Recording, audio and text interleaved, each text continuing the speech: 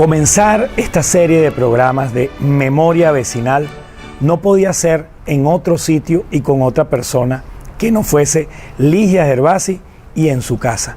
Ligia, muchísimas gracias por recibirnos como la pionera del movimiento de asociaciones de vecinos que eres en esta casa que todo el mundo dice que si esta mata de mango hablara, bueno, estaría la historia de las asociaciones de vecinos en Venezuela allí. Y de mucho de la política venezolana también, ¿no, Elías? Bienvenido, porque tú sabes que esta es tu casa. Y de todos los vecinos de Venezuela, que siempre, de vez en cuando, muchos vienen aquí a consultarme algunas cosas, sobre todo estudiantes ya finalizando su carrera, que tienen que ver mucho con la parte de urbanismo, de arquitectura. Y aquí nos reunimos y conversamos de esas experiencias.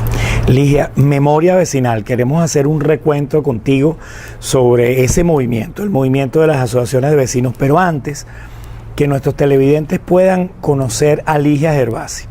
Tú naces en Trinidad como producto pues del exilio venezolano, del exilio político, te llegas a Güiria, te registran en Güiria y eres una joven que se casa muy temprano. Sí.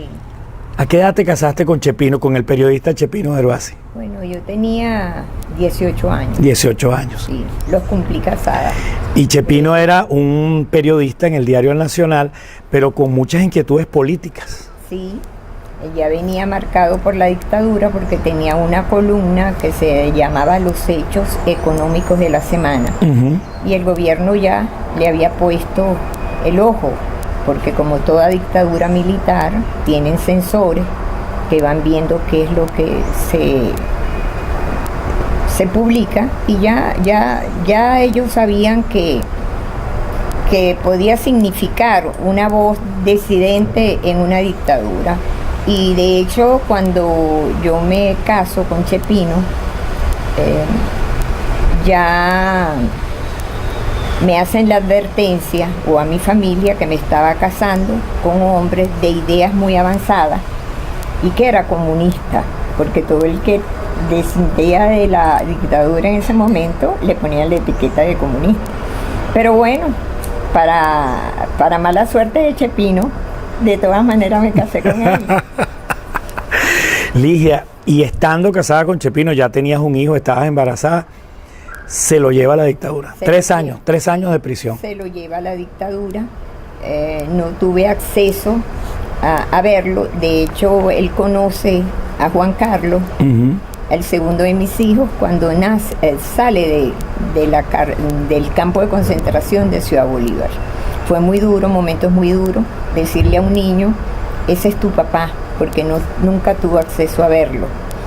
Y bueno, pero a la vez Chepino salió con unos grandes deseos de trabajar, de incorporarse a ese país, que si de bien tú lo conoces, de origen italiano, llega a Venezuela cuando nace en Canoabo, se lo llevan muy chiquitico de meses a Italia y regresa cuando tiene 14 años.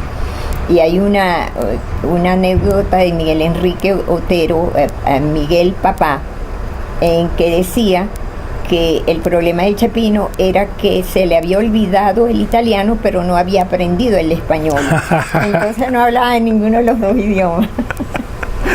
Bueno, pero... Ligia, cae Pérez Jiménez, se reencuentra la familia, y es tu esposo el que te dice, vaya a la calle, dedíquese a las comunidades. Es más, con muchas críticas de algunos de sus amigos, sobre todo los periodistas, decían, mira, ¿de qué religión es esa mujer tuya? Que ande con un megáfono, con 2 niñitos pegados de la falda en un megáfono por todo el este de la ciudad dando discursos.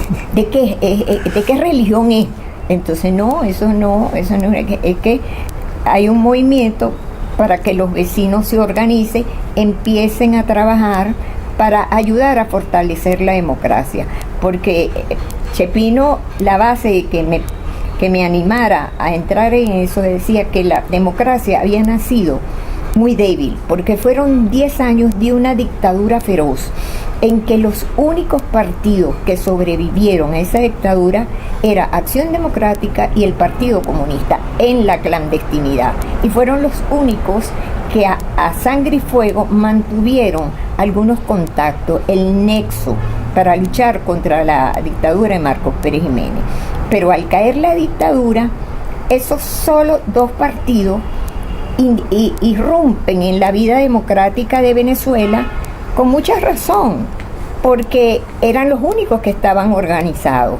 Entonces uno veía con mucha facilidad, si tú revisas la prensa de esa época, ganó el Colegio de Ingenieros la candidata de Acción Democrática, ganó la reina del béisbol no sé qué, es del Partido Comunista.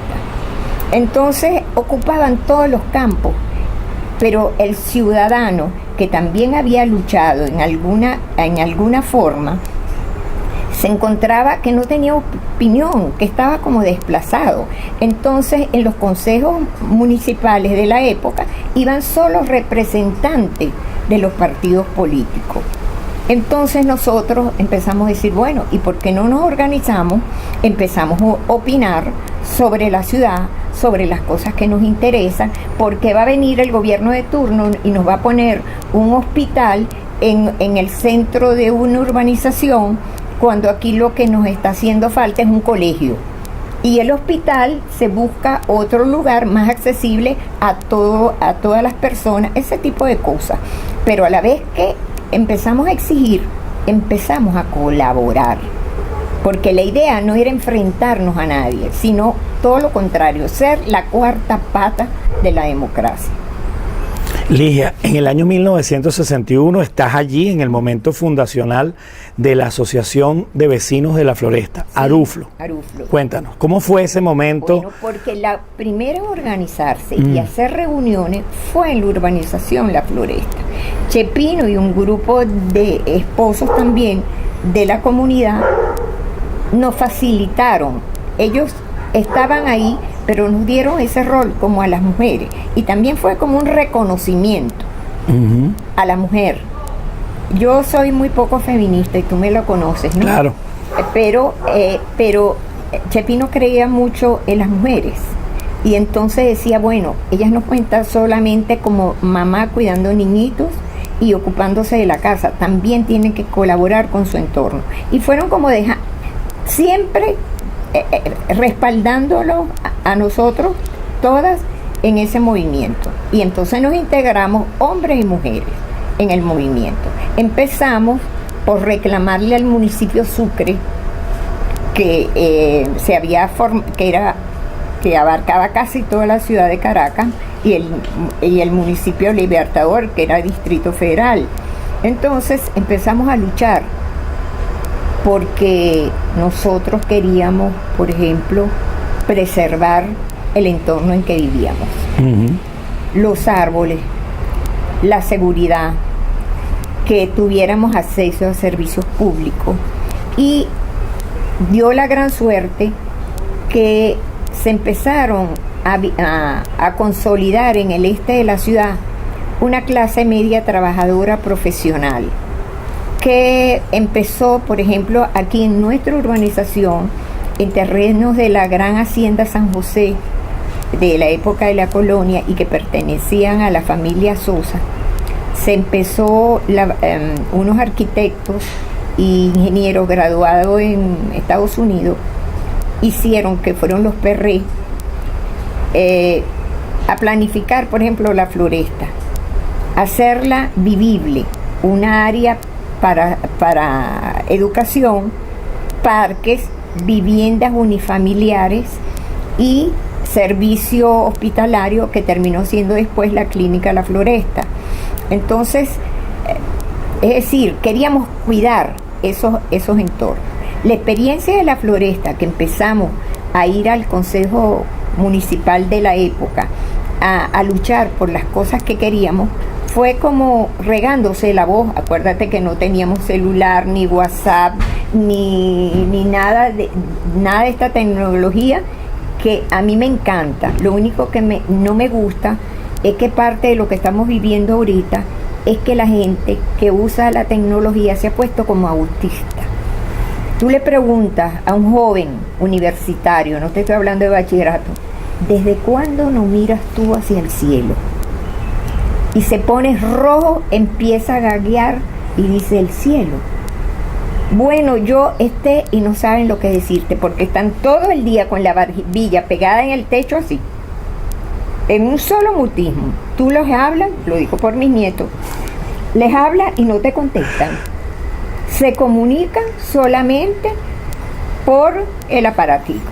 Yo digo, bueno, ¿será que la ciencia ha avanzado tanto que vamos a llegar que el humano solamente se comunique mentalmente? Telepáticamente. Estamos en ese escalón. Lía, Bueno, y con eso, con los volantes, con el megáfono, mira, con el periódico, con el volante, se fueron poniendo con de acuerdo las diferentes asociaciones de vecinos. Nace aquí 61 y 10 años después, fíjate, 14 asociaciones de vecinos crean la Federación de Asociaciones de Comunidades Urbanas, cuyas siglas fueron después muy conocidas, FACUR. Esa visión, Ligia, ¿de dónde vino y por qué tu comunidad es como que la anfitriona de ese proceso? Porque vimos que estas cosas daban resultado y que nosotros teníamos primero pequeños logros. Por ejemplo, la franja de atrás era una franja vacía porque por ahí pasaba el antiguo ferrocarril de Caracas, que venía desde la adjunta, pasaba por estos terrenos y llegaba hasta Petare. Entonces, esa franja de terreno nosotros decidimos construir un parque. Y cada vecino salía de su trabajo en la noche porque ya estábamos organizados. Y les decíamos por el megáfono, mira, esta noche a sembrar árbol al parque.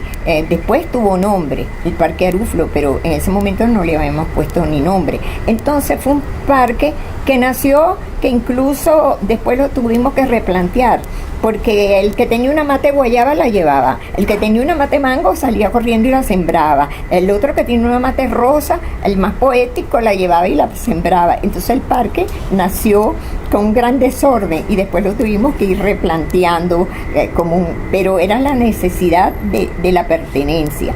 Hicimos cosas increíbles como empezar a luchar no solo por la floresta, sino porque veíamos que alguien tenía una necesidad en su urbanización, en su sector, y nos llamaba.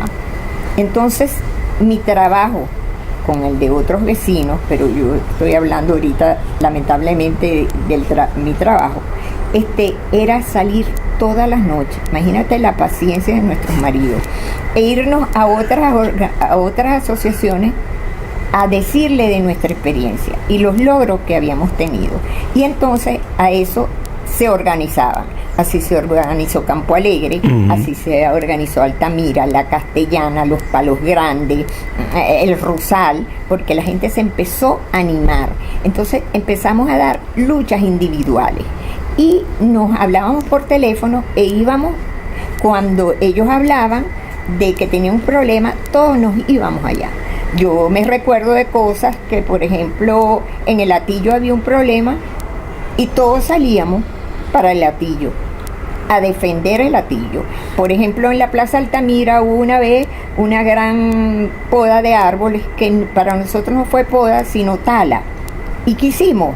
Llamamos a la gente de Altamira, La Castellana, Los Palos Grandes, Prado del Este, que ya los estábamos organizando, y nos sentamos en la calle, que no había corredor Miranda todavía, y nos sentamos y paramos los árboles. Nos llevaron presos a todas, nos metieron a las dirigentes, por supuesto, en una patrulla y nos llevaron a Cotiza, porque no había municipio Sucre. Y el general Bajares nos recibió allá y dijo, ¿y qué hacen estas señoras aquí? Bueno, esas señoras estaban armando un zaperoco allá en Altamira, trancaron la calle y en una de ellas es extranjera. Todos nos vimos las caras. Digo, aquí es extranjera. ¿Quién es extranjera? Me dice usted. Y le digo, yo. Sí, aquí dicen que usted es de Siria. Porque había estado Wiria, estado Sucre. Y los dos apellidos, Pagazani y Gervasi. El policía asumió que yo era de Siria y era una extranjera. Bueno, Bajares se rió muchísimo, nos soltó y cosas de esas.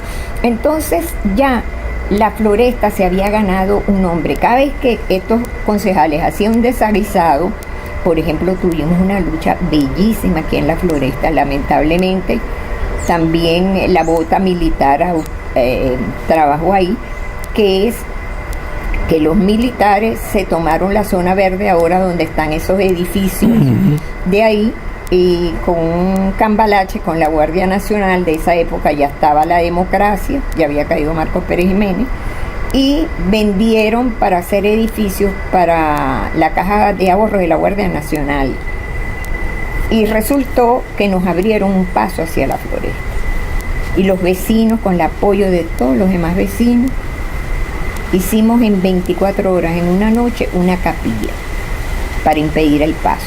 Y vino un famoso general Velasco con 3 tanques, que las historias ahora se están repitiendo, nos tumbó la capilla, pasó por encima, desconoció la autoridad de Enrique Mendoza, que era presidente en ese momento de eso, y nos abrió la puerta, abrió con los tanques la puerta. Entonces ahí nos enfrentamos realmente con la Guardia Nacional, pero los enfrentamientos, gracias a Dios, fueron de palabra. No llegaron, no tenían las famosas bombas. Ahora, ya ahí estamos un poquito más acá en la historia. La fundación de FACUR, Ligia, bueno, leer el documento de FACUR, sí, constitutivo, es decir, sacar la conclusión, estos señores eran unos visionarios. Ustedes allí decían, hace falta un cambio en la relación entre los partidos y la sociedad, entre los representantes y la sociedad. Queremos un sistema de elección de los concejales personalizado. Ustedes pedían allí no votar por tarjetitas de colores que uno no sabía. Uninominal y secreto. En 1971. Y luego ustedes recordaban que en la Constitución del 61 se decía que en un año debía haber una ley de régimen municipal, y estábamos en el 71, 10 años después, y nada. Entonces ustedes recordaban eso, y también decían que el ordenamiento político territorial de Caracas tenía que cambiar, fíjate, en 1971. Exacto. Y todos los objetivos los lograron. ¿Cómo fue esa lucha, Ligia? Bueno, ahí entonces, cuando éramos 14 asociaciones que nos reuníamos, como te digo, en Macaracuay, en un terreno que tenía el antiguo Hidrocapital. Sí. Después que salimos del grupo inicial que nos reuníamos allá en, como te dije, en la casa parroquial de Colinas de Bellomonte, y luego en la casa de Rangel, ahí también Colinas de Bellomonte, empezamos a decir, bueno, la gente, como te dije bien, mucha gente de diferentes sectores nos empezaba a llamar, ¿por qué no nos agrupamos y hacemos una federación de vecinos para poder extendernos no solo en la ciudad de Caracas, sino hacia la provincia? Pero, y ahí también la declaración de principio que se hizo en la fundación de FACUR, con los inicios, también hablaba de que nosotros no íbamos a intervenir en las cosas locales de cada organización vecinal, sino que cuando la lucha fuera sobre algo de la ciudad, o algo de cualquier sector que afectara el entorno del área metropolitana primero, porque teníamos mira irnos hacia la provincia, la federación como un todo iba a servirle como vocero para una unidad vecinal, que todos a una, porque ya nos está dando resultado que, por ejemplo, sin estar hecha la federación, había un problema en el sureste de la ciudad, y nosotros, las 14, nos movilizábamos hacia allá. Entonces, que nosotros teníamos que hacer la federación para hacer muchísimo más, y que tuvieran nuestra voz fuera oída, para entonces entrar a luchar por grandes políticas sobre la ciudad. ¿Para qué? Para alimentar ese sistema democrático que estaba todavía muy frágil, porque acuérdate que después que cae Marcos Pérez Jiménez hubo intentos de golpe, hubo guerrilla, nos enfrentamos a esto. Una cosa aparte de esto te voy a decir, muchas del gobierno de Rómulo Betancourt se entrevistaron en plena guerrilla, bajaron de la montaña a verse aquí con Ramón J. Velázquez y conversar con ellos. Si tu casa indudablemente, Sí. Ligia, Bueno. es una casa llena de historia. Entonces, eso hizo que los demás se animaran, se formaran como asociación de vecinos y fueran a pertenecer a la federación. Y había un lema que ya no se nos olvidaba, porque no siempre podíamos reunirnos todas a la vez. Era que cuando alguien venía y decía, yo quiero formar la asociación de vecinos, inscribirme en FACUR, nosotros le decíamos sí. Pero tenemos el lema, que ya de tanto repetirlo, lo conoce el mundo entero, es que nosotros te vamos a dar las herramientas para que tú aprendas a pescar, pero no vamos a pescar por ti. Porque Aníbal Isture, eso le dirigente de San José, del centro de Caracas, sí, que tenía en ese momento la angustia de la preservación histórica sí, de la pastora, lo impresionó, porque yo le decía, esa es una lucha que el que más la conoce eres tú, que vives ahí. Tú vas a estar al frente, nosotros te vamos a dar la herramienta de trabajo, te vamos a asesorar con abogados, y vamos a estar contigo ahí, pero esa lucha es de la gente de San José. Ligia, nombras a Aníbal Isturdes, uno de los pioneros del movimiento de asociaciones de vecinos en Venezuela, y quería que hiciéramos un reconocimiento hoy a algunos de ellos. En la fundación de Aruflo queda como presidente el doctor Juan Vicente Manzano, presidente de aquí. Está en ese momento. Y luego, cuando se funda la Federación de Asociaciones de Comunidades Urbanas, FACUR, también resulta electo como presidente el doctor Manzano. Háblanos de él, lamentablemente fallecido, Manzano, llegó a ser comisionado para las asociaciones de vecinos del gobierno de Pérez. Manzano es un ingeniero con una gran sensibilidad humana. Tiene una lamentable percance personal en su familia, y como nosotros estábamos captando a todos los vecinos, todavía no se había hecho la federación, estábamos en formación de la asociación de vecinos, yo decido irlo a visitar y le digo a la junta directiva que ya teníamos, yo estaba en la presidencia en ese momento, vamos a visitar al doctor Manzano. ¿Tú lo conoces? No, yo no lo conozco ni otro. Bueno, él está pasando por un mal momento. Sí, había enviudado. Pero sí, y vamos a incorporarlo al trabajo. Le toco la puerta y él me recibe. Y yo le digo, mire, doctor Manzano, yo sé por las cosas que usted ha pasado, pero yo quiero que usted se venga a trabajar con nosotros. Porque la floresta necesita ingenieros, de abogados, de esto. Entonces él se me queda mirando y me dice, tú eres una de las que porque critican tanto a Chepino, que dice que tú perteneces a una religión, una cosa. Me tomó el pelo. Y yo, no, nosotros somos vecinos que estamos organizando. Y se incorporó. Y desde ese momento fue un vecino ejemplar. Sí, nos asesoraba porque él era un hombre muy estudioso, muy respetuoso, bueno, y se incorporó de una manera enorme a trabajar con nosotros. Llegó un momento en que yo salgo de la presidencia de Aruflo, digo, bueno, y lanzamos al doctor Manzano. Y como nosotros éramos, si bien una asociación de vecinos, pero como una gran familia, entonces decidimos que Manzano, que nos parecía Manzano el presidente, y fue presidente. Cuando se reúnen las 14 asociaciones y decidimos fundar la federación, que lo hicimos en el Colegio de Ingenieros, yo candidateo a Manzano como presidente con la tesis de que la primera en organizarse fue la Asociación de Vecinos de la Floresta, y él era en ese momento el presidente. No le dimos otra opción, él se me quedó viendo como diciendo no, pero no le dimos otra opción.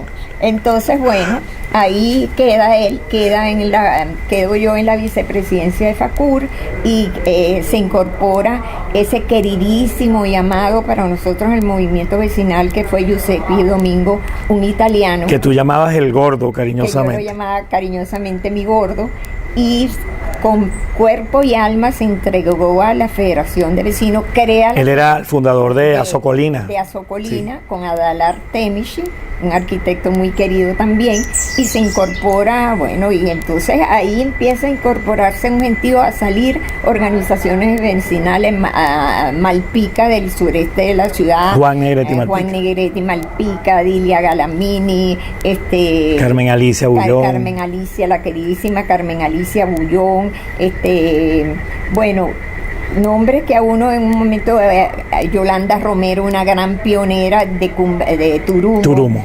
La gente de Latillo. Bueno, y ahí empezamos a dar unas luchas, ya me voy a acordar de muchísimos nombres. Fíjate, Ligia, 71 se funda con ese documento visionario.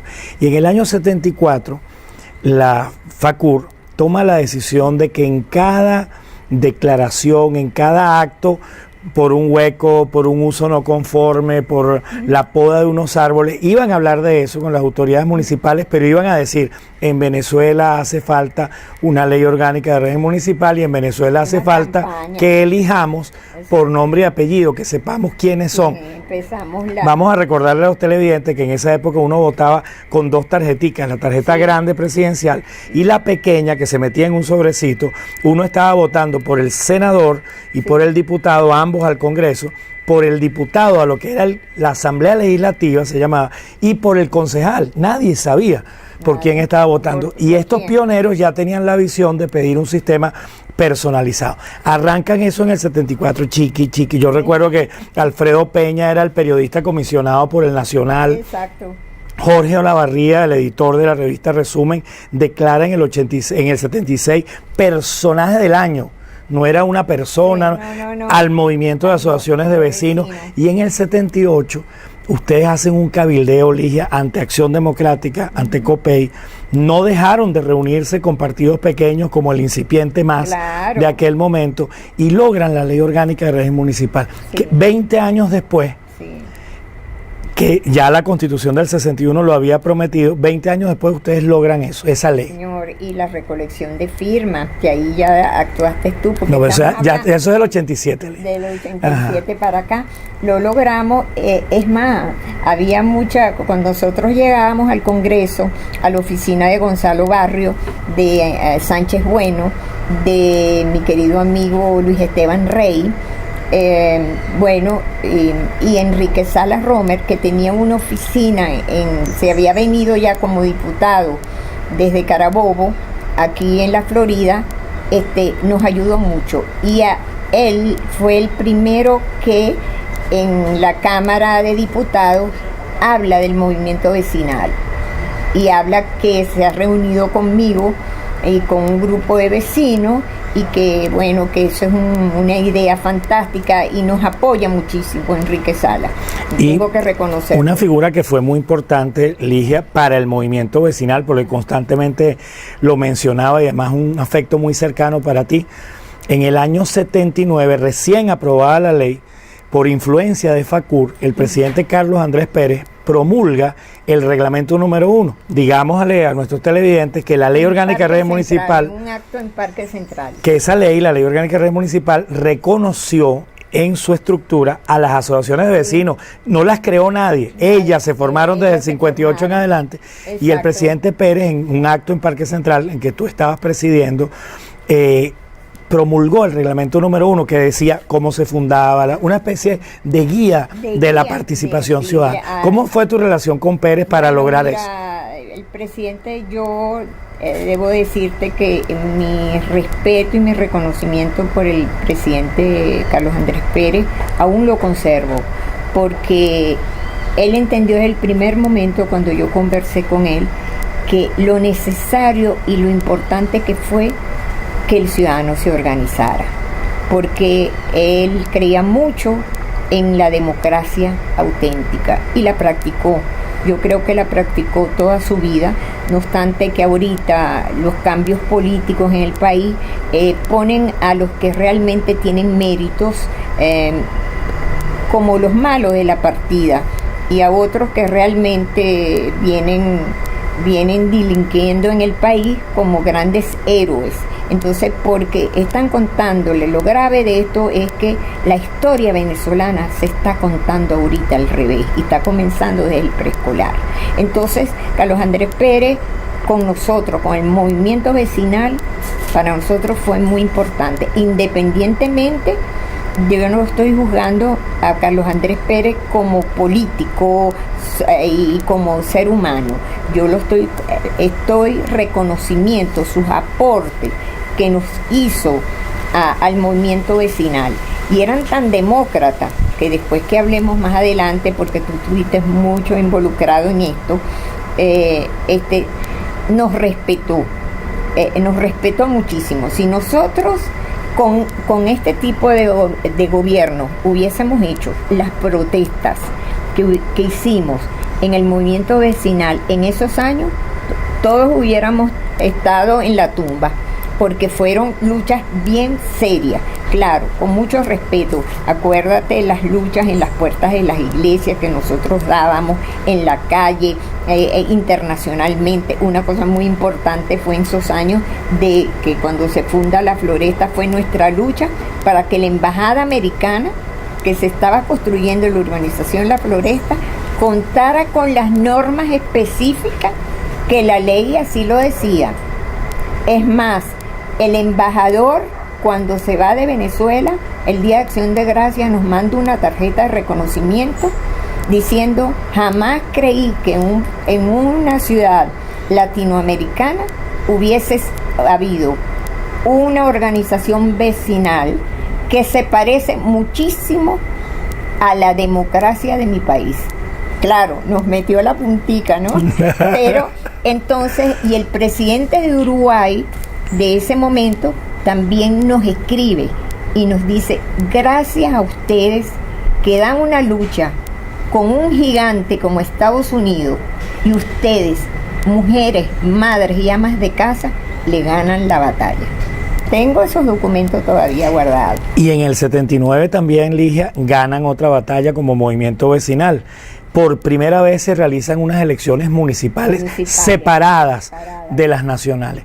Era la primera vez que los que eran candidatos a concejales, aunque sus nombres no se veían porque era una tarjetica chiquitica, tuvieron que ir a las comunidades. Claro. Cuéntanos de eso. Claro, porque esa era la idea inicial. Si yo te elijo concejal, tú tienes que ocuparte de tu entorno, porque la federación era la voz poderosa de todos, pero teníamos que lograr que en cada sitio los propios vecinos se ocuparan de su comunidad, además cooperaran, que el venezolano dejara solamente de pedir, de recibir dádivas, como lo que está pasando, que tú recibes algo y te tienes que callar la boca, y viene el control social para que no pasara este desastre del control social, que yo te doy una bolsa de comida y con eso al mes pasas hambre, pero te callas la boca porque para poderla recibir el mes que viene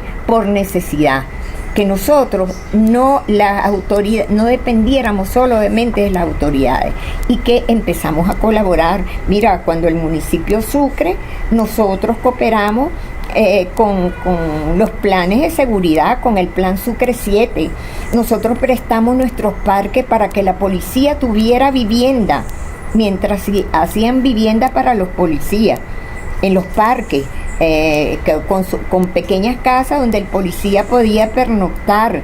En Facur hicimos también mucha obra social para la policía, para que ellos tuvieran, les servíamos de vocero ante las autoridades en las necesidades que ellos tenían.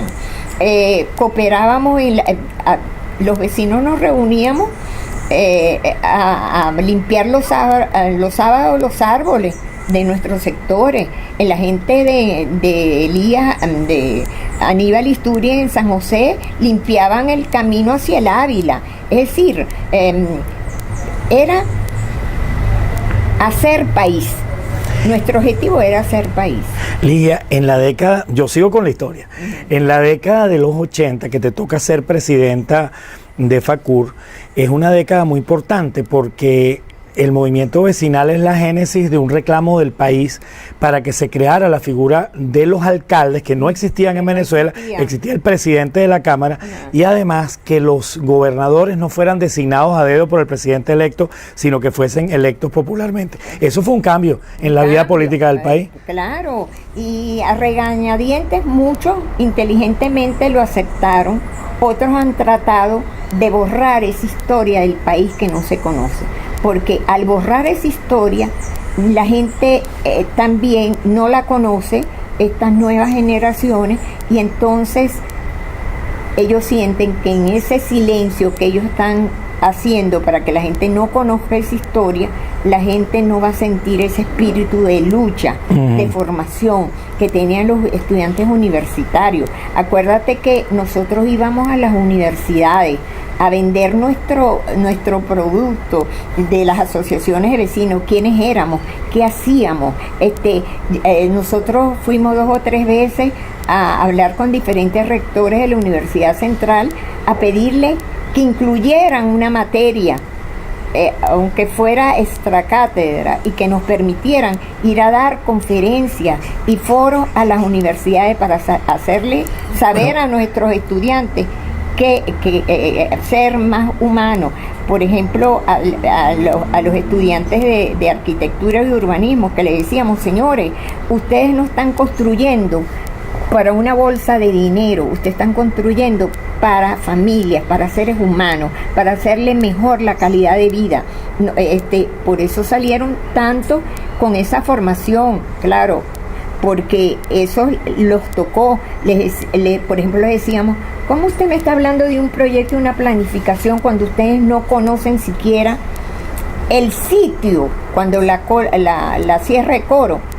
Cojan un autobús las universidades y vayan a ver que la pelea de nosotros es porque para que ustedes salven ese pulmón de la humanidad. Y muchos fueron a Coro y se quedaron encantados con lo de la Sierra de Coro. Lo mismo del lago de Valencia. Mira, nosotros de verdad fuimos visionarios, porque me recuerdo que cuando el diputado Enrique Sala empieza a trabajar, mi hermana Aura, que era una gran dirigente ya, que yo fundadora del movimiento Salvemos a Valencia. Salvemos a Valencia. Hablamos del desastre que iba a ser que los consejos municipales dieran permiso para la fabricación en todas esas urbanizaciones alrededor del lago de Valencia, porque él se iba a tragar todas esas inversiones que ahí se hacían. Es más, pasamos una semana en carpa para evitar la construcción de esas urbanizaciones. Y el tiempo nos dio la razón. Se ha podido prevenir eso, pero así fue. Y entonces la gente se fue, Elías, solamente animando, y vio que podía participar y hacer cosas. Ligia, la relación con los partidos. En la democracia venezolana era usual que Acción Democrática, COPEI, el MAS, inscribieran candidatos con el sello partidista, incluso con afiches, con los colores verde, blanco, el amarillo y azul de la causa R, el rojo del Partido Comunista, a el Colegio de Médicos, al Colegio de Abogados, ni hablar de los sindicatos, de la CTV, el control que los partidos ejercían. Pero durante ese lapso en el que el doctor Manzano, tú, estuvieron al frente del movimiento de asociaciones de vecinos, lograron, teniendo una relación diáfana. Yo quiero decirle a los televidentes que Ligia ha sido mi maestra de vida y que tuve la suerte de que ella me llevaba a todo. Yo era tu secretario, tú eras la presidenta de FACUR. Y yo vi cómo hablabas, por ejemplo, Ligia, con Pompeyo Márquez, que era senador, con Pedro Pablo Aguilar, con el doctor Pedro París Montesinos, cómo aquí en este jardín reunías al secretario de Asuntos Municipales de COPEI, Orlando Contreras Pulido, y reunías a Lewis Pérez de Aboín, secretario de Asuntos Municipales de AD, y los regañabas y les decías, miren, ustedes no se pueden meter en las asociaciones. O sea, era... Y eso sí, tú les garantizabas que también desde el movimiento vecinal no se les iba a fundar un partido político contrario a ellos, ¿no? Claro. De hecho, ¿cómo era esa relación que además tú lograste con tanta fluidez? Con mucha sinceridad, y te voy a decir que fue un logro que los partidos políticos, sobre todo comenzó Acción Democrática, porque lo viví muy de cerca, hizo un departamento para ocuparse de el tema municipal y de las asociaciones de vecinos. Entonces, con el acuerdo de que ellos no querían, que no iban a través de eso a tratar de infiltrar gente para llegar a los partidos políticos, porque también no crea que no tuvimos algunos inconvenientes, porque cuando empieza a florecer con esa fuerza la organización vecinal, empiezan a acercarse personas con intención de que habían llegado tarde del sistema democrático a tener posiciones dentro de los partidos políticos y vieron que si tenían participación en la organización vecinal, le era más fácil llegar a una posición de diputado, de concejal, de esto, porque ya este era un movimiento con un gran prestigio en el país. Mire, Elías, no nos olvidemos que en una encuesta que se hizo en esos años, qué organizaciones y qué grupos políticos y todo encabezaban la lista con más prestigio en el país. Salió la iglesia y de segundo las asociaciones de vecinos. Lo recuerdo. Ahora, hubo que dar ejemplo. Recuérdate que estando yo en la Federación de Vecinos, llegan unas elecciones porque ya habíamos logrado los cambios para elegirnos uninominalmente y el Partido Acción Democrática me va a visitar en una reunión en pleno. Junta directiva. Junta directiva en Yo los estaba allí. Grandes. Sí, señor. Y tú estabas presente y me proponen que yo sea la presidenta del Consejo Municipal de Petare. Y yo le contesto un rotundo no. ¿Por qué dije no? Muchas, incluso de la Junta Directiva, un momento me decía, oye, Ligia, esto es como que sería meter una punta de lanza y tener a alguien de los nuestros a favor de la organización. Le dije, sí, pero el daño va a ser peor, porque el día que yo desde la presidencia de la Federación acepte ser la presidenta del municipio Sucre de Petare, ya rompo la unidad dentro del movimiento vecinal, porque ya Ligia aceptó de Acción Democrática ser la presidenta. Ahora yo voy a ser presidente y va a ser esto, se va a convertir en una organización en que los políticos, partidos políticos van a ponerle la mano y vamos a dar el mal ejemplo. Por eso no acepto, porque yo estoy ahorita en la federación. Bueno, y la presión fue mucha. No hubo político que no me llamó, Ligia, a verlo de la otra manera. Van ustedes a ganar ordenanzas y todo. Le dije, no, las vamos a ganar y las vamos a seguir haciendo, pero bajo la presión de nosotros los vecinos, para que nuestros representantes cumplan con las promesas que nos hacen en las campañas. Pero a comienzos del año, de la década de los 90, Ligia, y lo cito porque es un acontecimiento histórico, un presidente de FACUR, desde la sede de FACUR, hace una rueda de prensa en ejercicio de sus funciones como tal y anuncia su candidatura a un municipio del este de Caracas. Un golpe. Y la creación de un movimiento político. Ese hecho desencadenó una célebre reunión en el restaurante El Portón, lo recuerdo claramente, en donde los secretarios de Asuntos Municipales te convocan a ti y te dicen, señora Ligia Gervasi, había habido una garantía que desde el movimiento vecinal se iban a mantener en las asociaciones de vecinos, no iban a crear un partido y ustedes no iban a generar un movimiento electoral, porque entonces están entrando no nosotros en su terreno, sino ustedes en el nuestro.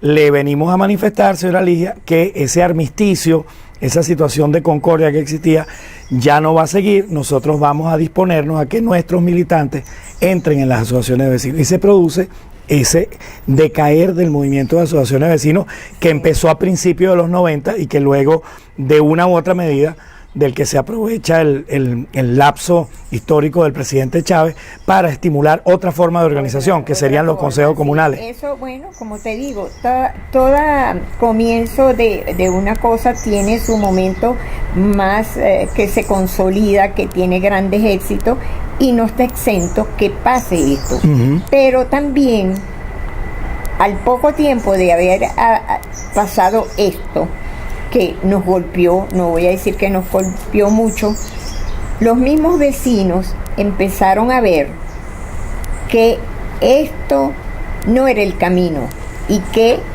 debiéramos seguir con nuestra organización vecinal. En ese tiempo tú no has contado, por supuesto, porque ya te pasaste cuando esto pasó, a que yo de repente veo a un joven con pelo largo, Boy Scout, que irrumpe en la vida de la organización vecinal, ya con, por supuesto, con un choque de generaciones, a quererse comer ellos el mundo, a querer hacer las cosas con una prisa natural de los jóvenes, y nosotros a darles cogotazo por la cabeza y a decirle: no, matico, ustedes llegaron aquí, pero ustedes van a aprender, aquí las cosas no se logran, aquí las cosas se ganan.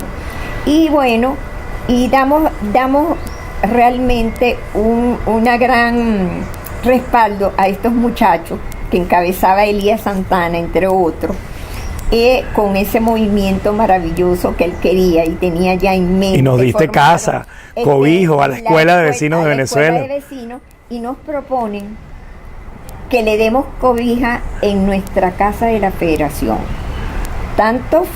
Algunos con mucho resquemor. ¿Qué son estos muchachos? ¿Qué locura nos van a meter? ¿Qué panfleto van a escribir allá abajo? Y yo le digo: bueno, corramos el riesgo y los vamos viendo cómo van funcionando.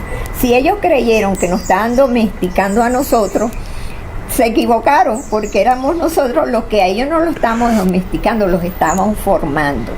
Y llegó a ser tan importante para nosotros que hasta renunciamos a un maravilloso fantasma que vivía en esa casona, de los cuales teníamos una gran cordialidad de él, y no me llamen loca, y le dimos la parte de abajo donde vivía nuestro fantasma a los muchachos de la Escuela de Vecinos, que ellos ahí empezaron a pintar, a sacar muebles viejos, le quitaron su hábitat al fantasma, y el fantasma se molestó un poco, se redujo a un closet. Y cuando Elías estaba muy activo en la Federación de Vecinos, arriba, en una reunión una noche, el fantasma subió la escalera y se les presentó. No les quiero decir el impacto emocional que fue para todos esos jóvenes ver el fantasma. Y se hizo célebre el fantasma. Bueno, hasta los diarios lo llegaron a reseñar. La periodista Lucy Gómez te hizo una vez una entrevista en el Diario de Caracas sobre ese célebre fantasma de Facur. Ligia, en los años 90 comienza a haber cambios también en el sistema político, el sistema económico del país, y por primera vez se plantea el que alguien como tú esté en una responsabilidad como la Superintendencia de Protección al Consumidor. Creo que ha habido dos momentos en tu vida en que no has eludido tener una responsabilidad pública: la Superintendencia de Protección al Consumidor, y también cuando fuiste representante en la OMPU, en la célebre Oficina Metropolitana de Planeamiento Urbano, que tanta falta le hace en este momento a Caracas, ¿no? Fíjate que en ese todavía no estaba creado el municipio de Chacao. Uh-huh. Y el municipio Sucre decide nombrar una representación ante la Comisión Metropolitana de Urbanismo y del OMPU, porque que regía en ese momento la planificación de la ciudad de Caracas. Uh-huh. Y me lo proponen. Yo todavía no era superintendente de protección al consumidor, no habíamos llegado a esa etapa, y yo acepto. ¿Por qué? Porque la voz del movimiento vecinal ahí en ese momento era muy importante, porque había un representante del Colegio de Ingenieros, del Colegio de Arquitectos, de los dos consejos municipales, que eran Sucre y Municipio Libertador, que era que financiaban esa oficina. Y ahí eso me permitió a mí ver mucho los planes que había sobre la ciudad de Caracas. Y ahí tuve la gran suerte de aprender muchísimo. Yo fui realmente a una universidad de primera en ese paso de 5 años por la CMU. ¿Por qué? Porque el presidente era Antonio Cruz Fernández, uh-huh, un gran planificador de la ciudad de Caracas. Y él es el que hace esa maravillosa trazado desde la Avenida Bolívar hacia la Avenida Libertador, que era realmente una cosa bellísima, con grandes zonas verdes a los lados, con edificios solo residenciales de 6 pisos, una hermosura de proyecto que lamentablemente se lo llevó la revolución también, y convirtió todos esos planes maravillosos en nada, pues, porque aquí hay un terreno y ahí vamos a construir viviendas sin ver los servicios, la planificación, la vialidad, nada. Eso se acabó.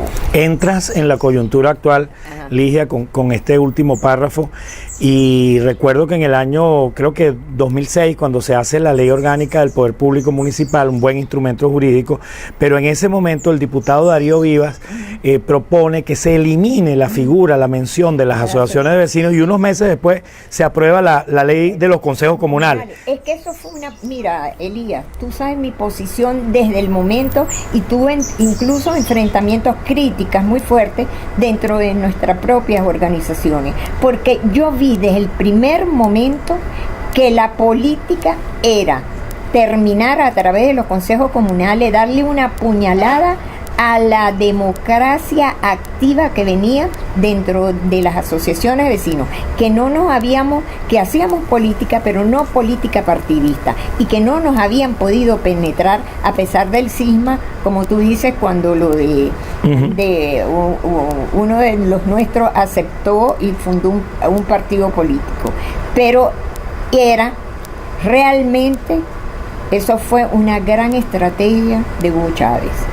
Aquí los vamos a acabar. ¿Por qué? Porque donde hay organización de verdad y organizaciones sociales, era muy difícil para ellos ejercer el control social que comenzó. Porque los que se convirtieron los consejos comunales, salvo honrosas excepciones, partidos políticos manejados por el régimen y que